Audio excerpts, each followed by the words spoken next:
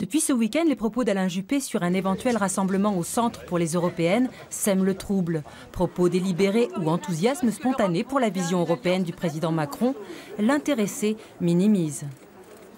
J'ai trouvé le discours que M. Macron a consacré à l'Europe à la Sorbonne il y a quelques semaines tout à fait dans la bonne ligne. Maintenant, il faudra voir quels sont les résultats.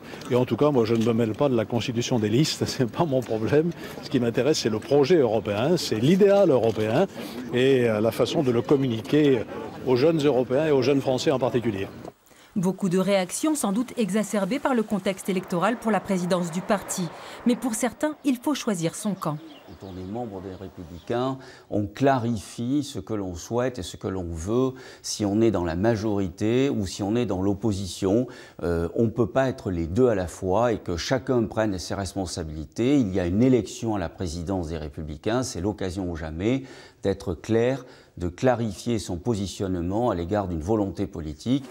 On pourrait aussi voir dans cette démarche une façon de prendre des distances avec les Républicains. Moi, j'ai toujours été convaincu que dans une démocratie, il faut des partis politiques qui sont forts. Après, ces partis politiques doivent évoluer et écouter ce qui se passe au quotidien auprès de nos concitoyens. Moi, je remarque une chose, c'est que ce soit LR ou d'autres, le nombre de militants est très faible par rapport au nombre de personnes qui s'engagent citoyennement. Donc on a des questions à se poser, il faut qu'on fasse évoluer nos mouvements politiques. Si l'élan européen est constructif d'Emmanuel Macron semble pas être une rupture dans la politique de l'ancien Premier ministre, il fait désormais partie du débat chez les Républicains.